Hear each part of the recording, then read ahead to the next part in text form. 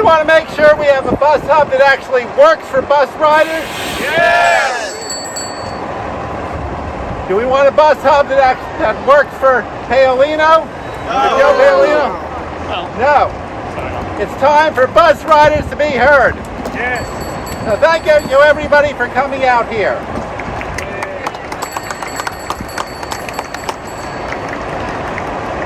This has been a long process. Joe Paolino started buying up buildings around here in 2014, 10 years ago. He thought he could make more money than anybody else because he has the connections. He has the connections with politicians to get the bus hub moved out of here. He thought that way he could make more money. He's been trying for 10 years to get the bus hub moved. We still are here. We're still fighting. They keep trying to make it seem like it's a done deal. It's not a done deal. They don't have a single contract signed to build a new hub. They don't even know where the new hub will be. And even if they announce the place for the new hub, we'll still keep fighting. So this is a long process. But thank you everybody for coming out here. And this is a time to build our movement. We are the Kennedy Plaza Resilience Coalition. We are the main sponsors, but several other groups are here to speak as well. So I'd like to start by asking, let's see, is Barry here? Barry Schiller from Rhode Island Transit Riders. Please come up and speak. Hey everybody, thanks for coming. Yeah, the Rhode Island Transit Riders, which is the name of our group, adapted this statement. We are unequivocally opposed to a remote bus hub relocation such as Parcel 35 or Eddy Street far south of Kennedy Plaza. We do welcome conversations about upgrading the Kennedy Plaza hub and even possible bus hub locations near the train station, because there's some good synergy between bus and trains.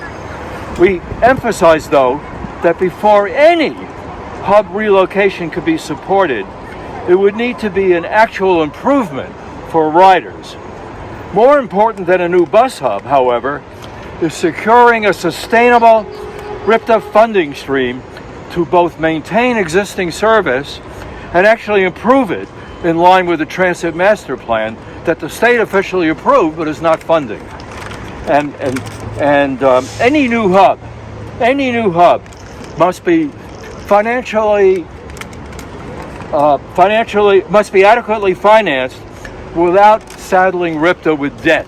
If you look around at the MBTA, they can't improve service, they have so much debt. Rhode Island Transit is at least blessed by very little debt. So if we get revenue, we can actually use it for service. Let's get that to happen. And I'm going to conclude by a little commercial for Rhode Island Transit Riders. We do have some diverse views about the hub. There's some who want to stay definitely in Kennedy Plaza, some open to a nearby train station area hub. If you were interested in working with us, let me know. I'll tell you how to hook on with our group, Rhode Island Transit Riders. We do welcome diverse opinions on how to make the transit system work better for all of us. Thank you. Thank you, Barry. All right, our next speaker is Representative Enrique Sanchez, who's been a great champion for Kennedy Plaza. Thank you, everyone. Thank you, everyone. Enrique Sanchez, State Representative, House District 9. Just wanted to come by and say a few words and show my solidarity and support with the Kennedy Plaza Resilience Bus Hub supporters, advocates. Right from day one, we've been on top of trying to address this issue of Department of Transportation, the governor, developers like Joe Paolino and the mayor of Providence, Brett Smiley, pushing for and trying to change the location of the Kennedy Bus Hub Plaza to a different location for their special interests, for their ambitions, their donors, and their attempt to also push out our most vulnerable community members. It's common sense. There's no denying that's their attempt. That's what they're pushing for, trying to push out a lot of our communities who are experiencing homelessness, experiencing struggles, and also a lot more importantly as well with our students, folks with disabilities, folks who use the public transportation system, who depend on coming to Kennedy Plaza. I know more than anything folks with disabilities who would not want to see the bus hub being transferred over to a different location. So that would cause problems, that would cost money, that would cost more resources from the city of Providence and the state of Rhode Island. I think most community members who use public transportation, who use the bus, depend on coming to Kennedy Plaza. And I see it with our students as well. During the academic school year here in Providence schools, a lot of our students come from low-income, working class backgrounds and come and meet here at the bus hub here on Kennedy Plaza, and then they come and they get transported to their respective neighborhoods across the city.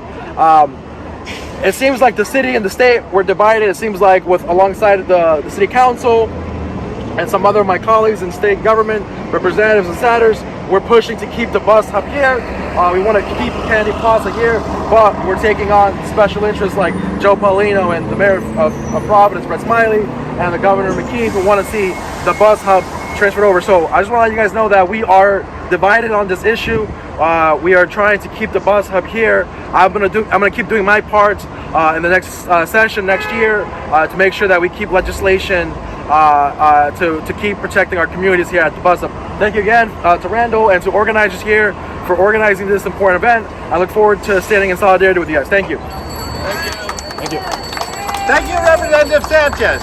Representative Sanchez is really a great person, one of the more principled people out in the State House, and he is facing a competitive election against the person who used to hold this seat. So thank you very much for coming out here. Thank you. All right, so we next have a couple speakers from the Poor People's Campaign. We have Juan Pablo Ocampo and Peter Nightingale. Please come up. Thank you. Thank you very much for having us here. Maybe I can say a few words to introduce the two of us. First of all, we're very much coordinated because we're wearing the same t-shirt, but I think that I should wear it backwards and he wears it frontwards. You get two for the price of one, right? One t-shirt, two messages, both important. Some of those, What's that? some guys have like We don't have any. We wish we Do had. you guys have a printer that makes them? No, we got them in DC. Anyway, Juan Pablo is the current tri-chair of the Poor People's Campaign. I'm a former tri-chair of the Poor People's Campaign. There were years that I didn't have a clue what a tri-chair was, but basically the daily activities of the campaign are run by three people typically, and they're called the tri-chairs. Anyway, let me start with this. So the Poor People's Campaign in Rhode Island, and in the general one, the Poor People's Campaign is a national call for moral revival, and we demand an end to what we call the 5 interlocking injustices. I'll just mention 3 of them because they're particularly important for why we're here. One is poverty and inequality. The other is systemic racism, and the third one of the 5, I will say again, is ecological devastation. RIPTA is absolutely vital for achieving these goals. RIPTA predominantly, disproportionately, well, this sounds bad, but I mean, it to a large extent serves the poor and people of color. Transportation, moving to ecological devastation, transportation in Rhode Island. Anyway, so I'm moving to ecological devastation. Transportation in Rhode Island accounts for 40% of the greenhouse gas emissions of Rhode Island. Public transportation must be part of the solution of that problem. In other words, once again, RIPTA is crucial to all of this. Now, we have, I think, the law on our side, and I'm going to quote from Rhode Island law. According to Rhode Island law, RIPTA's goal is, and I quote, to promote the full and fair participation of all affected populations in transportation decision making. May I remind you of the flyer for this event? Nothing about us without us. It's law in Rhode Island. The law also states that RIPTA is tax exempt because it is created, and again I quote, for the benefit of the people of the state and for the improvement of their health, welfare, and living conditions. I'm a generalist. I don't name names because it's the system we're fighting, not some individual that you can name, although they should be named. I won't do it. Plaza and I are again perfectly coordinated. He won't name people. So let me end with a general statement. Instead of what I just mentioned, all of this, what we have is that the rich and powerful run RIPTA according to the principles that were identified by none less than Adam Smith. Here's this principle: all for ourselves and nothing for other people. That seems to be, in every age of the world, to have been the vile maxim of the masters of mankind. Fill in your own names. We are here to demand Governor McKee to stop his attack on poor and low-income Rhode Islanders. Moving the bus hub will hurt us, and it will only benefit the profits for Paulino and very few landlords. We deserve access to good public transportation. Poor and low-income voters represent 1/3 of the electorate in Rhode Island. If you keep ignoring us, if you keep not helping us, come next election, we will vote for somebody that will.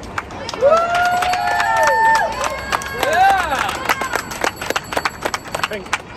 And until then, we will continue pushing back over and over and over again. Thank you for being here. We were out for days and weeks putting up flyers. And every time they put them up, we put them up, they took them down. And we went back and we put them up again. Can I say something? This is not about anything except corruption and greed and money. They have let this entire environment fall to ruins. People are afraid to take their children to the bathroom because you have people doing drugs, shooting drugs, cooking drugs.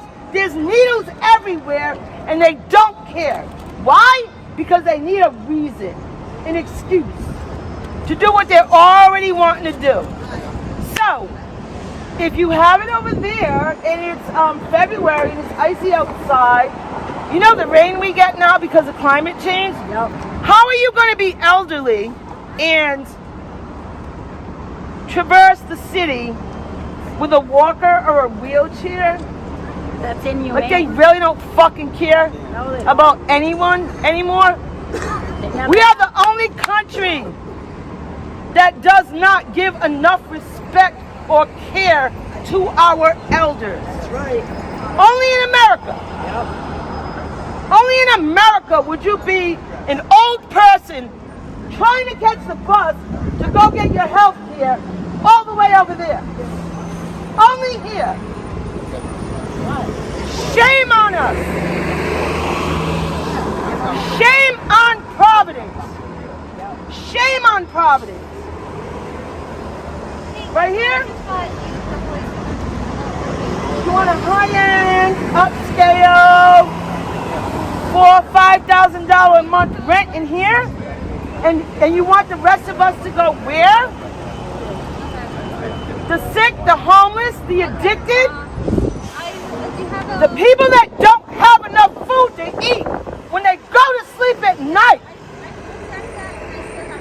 You don't care about that, but you care about this. Really? Shame on you all. Shame on them. Thank you. Thank you. All right, it's time to say it. And thanks, Peter, for bringing it up. Nothing about us without us. Nothing about us without us. Nothing about us without us. Nothing about us without us. Nothing about us without us. Nothing about us without us. Okay. So the people who are trying to move the bus hub, they want us to believe that they're going to make some new hub somewhere else. They don't even know where. They really want us to believe that's going to be wonderful for bus riders. Now the thing is, these are the same people who have just been neglecting Kennedy Plaza and letting the whole place fall apart. They have never cared about Kennedy Plaza since Joe Paolino first put his eyes on it. They've never cared about Kennedy Plaza.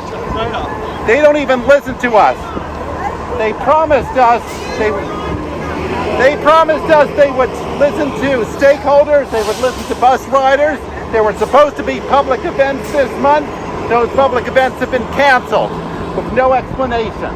Instead, what I've heard is that Governor McKee is meeting behind closed doors with the contractor who wants to build this new bus hub to talk about where it will be, meeting this week. And that's why we had this rally. We wanted to make sure if they're not going to listen to bus riders, we're going to be out here with our voice so people can hear us. But yeah, they didn't. They have not cared about us. They are still talking about putting this bus hub way out on Interstate 195 land. Shame on them. Yeah, it's a ridiculous place. Shame on them. Shame on them. Shame on them. Shame on them. Shame on them. Shame on them. Shame on them. You expect disabled people to be able to walk from there to here? Really? There's a reason In the why. rain and the snow. There's a reason why the bus hub is out in the center of downtown. This is the ideal location. But the people who want to move it don't care about what's a good location. They want to make this hugely expensive project of building a new building somewhere else, and they even want to put RIPTA into debt to pay for it. RIPTA can't afford to get into debt. We all know RIPTA's finances are in trouble. So we have to speak up. And as Representative Sanchez said, he said the city and state are divided. Well, actually what happened is the city council voted unanimously to have the bus hub stay in Kennedy Plaza. They did that back in May. But the state leaders, including especially Governor McKee, just want to move it because he doesn't care about transit. Governor McKee sent his budget guy twice to the state, to the finance committee in the state house to have his budget guy say, we want to shrink RIPTA. We want to cut the size of RIPTA. That's what Governor McKee wants. And at the same time, he wants to put RIPTA into debt to pay for this pet project that's going to benefit a few insiders. No, we got to say no to this. So thank you everybody for being here. Okay, let me see. Anybody else would like to speak? Would anybody else like to speak here? Yes, Michael, come up. Thank you. How's it going, guys? So many people rely on RIPTA. This is a memorial to John F. Kennedy, and I believe in keeping it a memorial to John F. Kennedy. Making RIPTA free will save everyone in the state tons of money, but it requires the people to write their state representatives in support of making RIPTA free and funding RIPTA. And the people of Rhode Island can save $20 million a year, and they had a bill last session, but it didn't get anywhere. But that's the one bill they have that can help everyone in the state, and it's the most impactful RIPTA bill they have. So please support that. What are the details of that bill? There's a bill that just plainly makes RIPTA free across the state, and then there's a bill that funds it with federal dollars, or there's a state bill. I can look it up. My phone doesn't have battery, but What's the general title? if you just tell your representatives that you want them to make RIPTA free, then they'll know what bill they're looking for. But I don't know if transit riders or the Kennedy Plaza Resilience Coalition is behind it, but you can get behind it, you can support it, you can help everyone in the state save money, and protect the climate. Making transit free would allow people to choose to not pump all that carbon in the air taking the car. So please support that. Thank you for supporting keeping Kennedy Plaza Kennedy Plaza. Have a good summer. Shame on you! Shame on you! Shame on you! Shame on you! Shame on you! Shame on you! Shame on you! Shame on you!